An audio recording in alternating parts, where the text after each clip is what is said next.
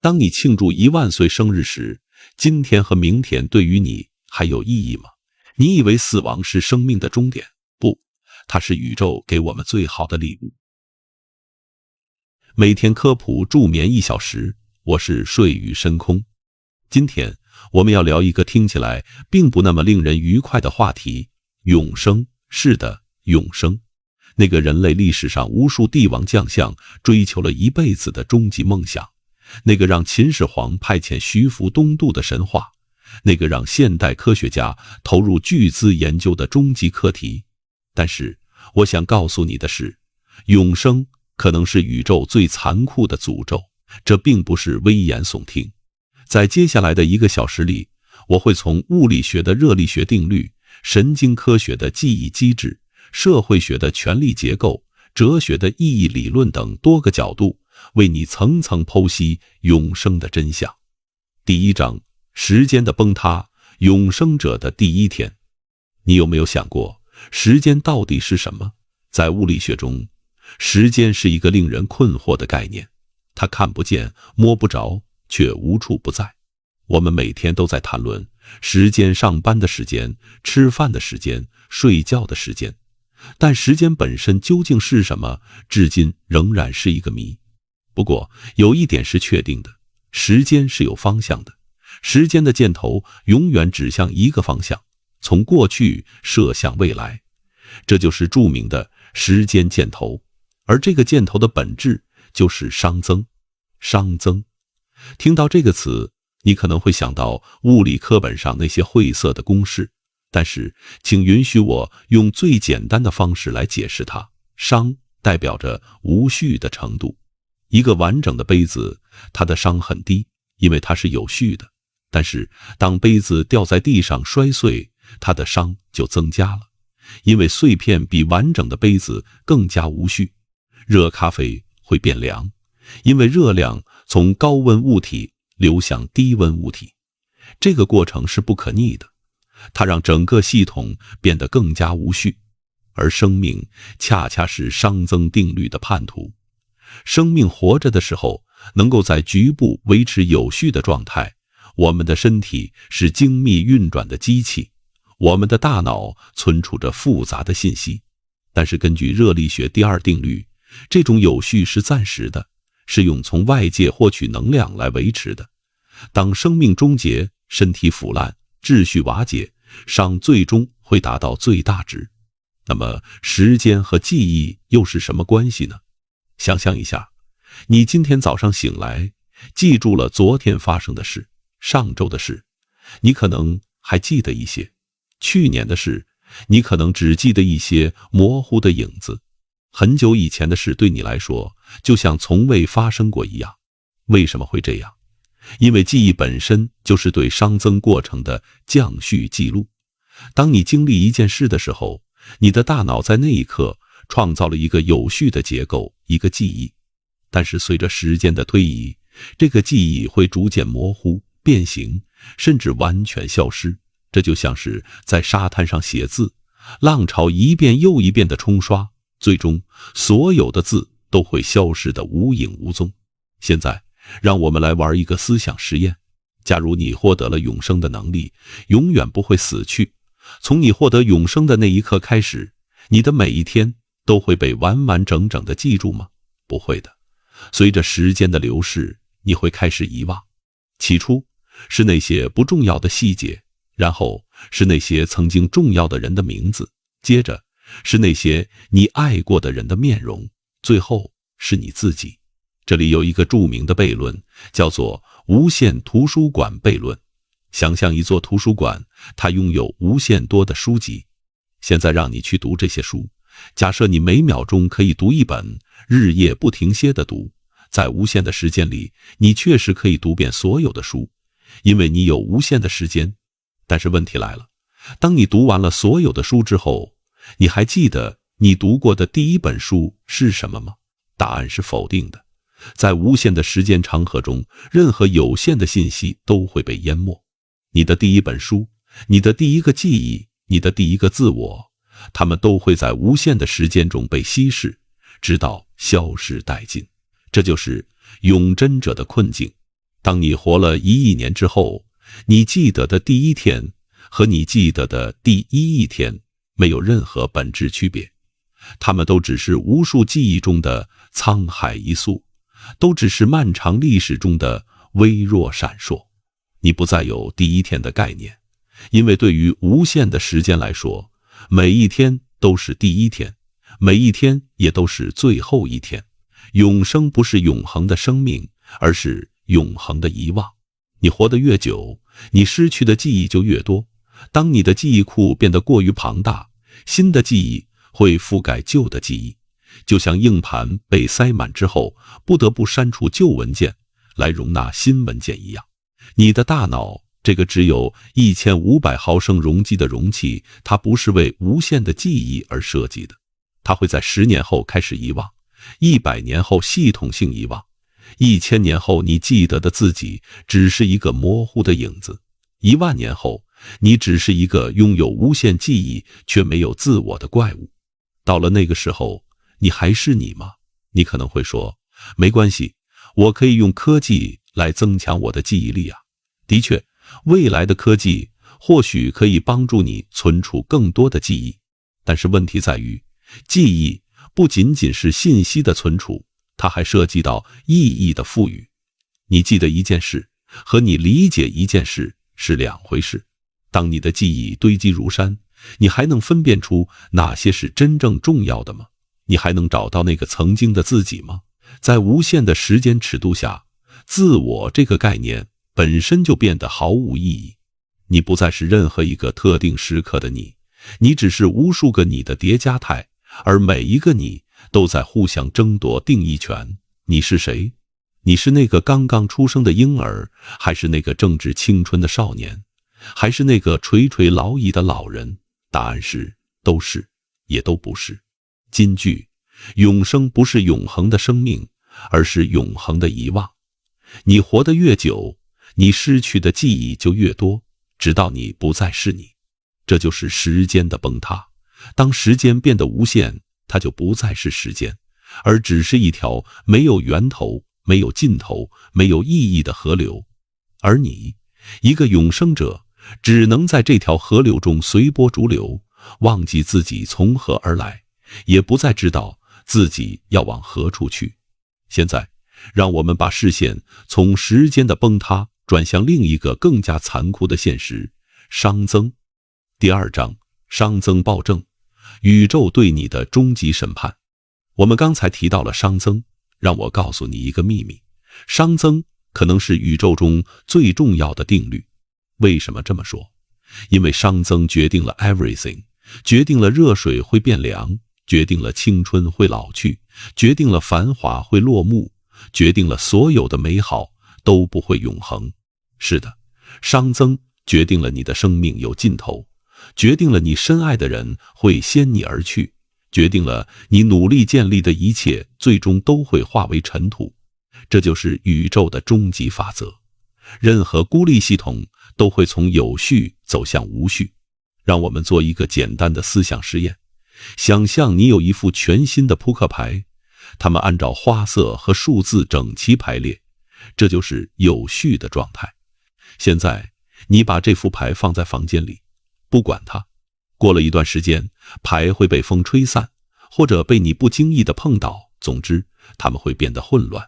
这就是无序，也就是熵增。生命是什么？生命是宇宙中极其罕见的局部熵减现象。生命通过从外界获取能量来维持自身的有序状态。你吃食物获取能量，你呼吸获取氧气，你睡觉让身体修复。这些行为都是在对抗熵增，都是在维持生命的有序状态。但是这种对抗是有代价的。当你活着的时候，你的身体在不断地产出熵，那些混乱的、无用的、必须排出体外的废物。你每一次呼吸都在向外界排放二氧化碳，你每一次排泄都在排出身体不需要的物质。这些废物不会被消除，它们只是被排放到了环境中，让整个宇宙的熵继续增加。生命每一次对抗熵增，都是在向宇宙借取秩序，而这些债务最终都是要偿还的。死亡就是偿还的时刻。当你的身体停止运转，当你的心脏不再跳动，当你最终尘归尘，土归土，你借取的所有秩序都将以热量的形式回归宇宙。你不再是一个有序的生命体，你只是宇宙中无数无序粒子中的一员。这就是死亡。熵增的最终胜利是宇宙收回它借给你的一切。现在让我们来谈谈永生。如果一个人获得了永生，理论上他可以永远活下去，那么他需要永远对抗熵增，永远从外界获取能量来维持自己的有序状态。这意味着什么？这意味着他需要无限的能量。这里有一个著名的物理学悖论，叫做马克斯韦尔腰。想象一个绝热容器，中间有一道隔板，隔板上有一个小门，有一个妖精守在门口。这个妖精可以控制门的开关，让速度快的分子跑到一边，让速度慢的分子跑到另一边。这样一来，一边的温度会越来越高，另一边的温度会越来越低。这似乎违反了热力学第二定律，因为系统变得更加有序了。但是后来的物理学家发现，这个妖精要工作需要消耗能量，它要观察分子，要控制门，要做出决策，这些都需要能量。而它消耗的能量最终会让整个系统的熵增加。所以马克斯韦尔腰并不能真正违反熵增定律，它只是延缓了熵增的到来。永生者就像一个永远在工作的马克斯韦尔腰，他需要不断消耗能量来维持自己的生命，需要不断从外界获取资源来对抗熵增。他每一次呼吸，每一次心跳，每一次思考，都是在向宇宙借取秩序，而这些债务会随着时间的推移不断累积，直到他无法偿还。你想过没有，一个永生者一天需要多少能量？让我们来做一个粗略的计算。一个普通人的基础代谢大约是每天1500到2000千卡，这些能量用来维持体温，维持心跳，维持大脑运转。但是如果你要永生，你不仅要维持生命，你还要不断修复身体老化的部分。你要对抗细胞衰老，对抗 DNA 损伤，对抗组织器官的功能衰退。这意味着你需要比普通人更多的能量。而且随着时间的延长，你需要修复的问题会越来越多，需要的能量也会越来越多。100年后，你的身体可能已经修复了无数次，已经变得面目全非。1000年后，你的身体可能已经更换了无数个细胞，已经和原来的你完全不同。10000年后，你确定你还需要身体吗？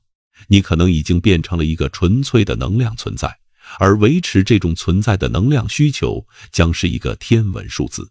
宇宙给你的能量是有限的，太阳每一天都在向地球辐射巨量的能量，但是这些能量的大部分都被大气层反射回了太空，只有很小一部分到达了地面。地球上的所有生命都在分享这一小部分能量。如果永生者越来越多，他们需要的能量也会越来越多，最终地球的能量将不够分配。你可能会说，没关系，我们可以去别的星球获取能量啊。的确，未来的科技或许可以让人类开发其他星球的资源，但是宇宙中的能量也是有限的。恒星会燃烧殆尽，星系会逐渐冷却，黑洞会蒸发，消失整个宇宙，最终将走向热寂。所有的能量都将均匀分布，不再有任何可以使用的能量梯度。到了那个时候，永生者还能活下去吗？不能。他们将面对宇宙的终极审判，熵增的最终胜利。在热寂的宇宙中，不会有任何能量流动，不会有任何生命存在。所有有序的结构都将瓦解，所有复杂的事物都将消散，宇宙将变得完全均匀，完全无序，完全死寂。而永生者这个对抗熵增的叛徒将在那一刻彻底消亡，不是因为老死，不是因为病死，而是因为宇宙不再允许任何有序的存在。这就是为什么我说，死亡不是 bug， 而是功能。死亡是宇宙维持秩序的终极法则，是宇宙给所有生命签发的赦免状。它让你在有限的时间里绚烂，然后让你在适当的时候离去，不用再继续偿还欠下的商债。而永生是对宇宙法则的背叛，宇宙不会放过背叛者，永生者将永远在债务中挣扎，直到宇宙本身终结。金句：死亡是宇宙给你签发的赦免状，让你不用偿还欠下的商债；而永生是宇宙判给你的无期徒刑，你将永远在债务中挣扎，直到宇宙本身终结。现在，让我们继续深入。你知道最可怕的是什么吗？不是遗忘，不是熵增，而是你将不再是你。第3章，记忆的淹没。你还记得你3岁时候的事吗？可能不记得了，这很正常。人类的大脑在6岁之前，记忆是非常模糊的。我们把这段时期叫做婴儿期遗忘。大多数人只能记住6岁以后的事情，而且随着时间的推移，这些记忆也会逐渐模糊。现在，让我们把时间拉长，想象你活了100年，100年后，你还记得多少童年的事？你还记得你第一次学会走路的情景吗？你还记得你第一次上学的心情吗？你还记得你第一个爱过的人吗？你可能还记得一些，但是这些记忆可能已经变得面目全非。你的大脑会自动编辑记忆，把它们改造成符合你现在认知的形式。你记得的可能不是真实的过去，而是你以为的过去。那么1000年后呢？这是一个令人不寒而栗的问题。从神经科学的角度来看，人脑的容量是有限的，大约有860亿个神经元，每个神经元可以和其他神经元形成数千个连接，但是这些连接不是无限的。如果你活了足够久，新的记忆会覆盖旧的记忆，就像硬盘被塞满之后不得不删除旧文件一样。100年后，你将开始系统性遗忘，不是随机遗忘，而是有选择性的遗忘。你的大脑会保留那些重要的记忆，删除那些不重要的记忆。但是什么是重要，这由你的大脑来决定，而不是你。1000年后，你记得的自己只是某个模糊的影子。你可能还记得自己曾经是人类，还记得自己曾经有父母、有朋友、有爱人，但是这些记忆都只是碎片化的信息，就像一本被撕掉了大部分页面的书，你只能看到零星的文字，却无法拼凑出完整的故事。10000年后，你记得的爱情只是一段数据，不是因为它不重要，而是因为它被太多的其他记忆淹没了。你曾经为爱人流下的泪水，你曾经和爱人共度的时光，这些都被时间的洪流冲刷得干干净净。你记得的只是我曾经爱过这样一个抽象的陈述，而不是具体的感受。1亿年后，你只是一个名字，而这个名字属于一个你完全不认识的生物。这里有一个著名的哲学问题，叫做忒修斯之船。想象一艘船，它的每一块木板都会被逐渐替换。当所有的木板都被替换了一遍之后，这艘船还是原来的那艘船吗？现在，让我们把这个问题的尺度拉到最大。如果你的身体每7年完全更新一次，从细胞的角度来说，这确实是真的。那么7年后的你还是原来的你吗？从物质的角度来说，你已经完全变成了另一个人，但是从记忆的角度来说，你还是你，因为记忆是连续的。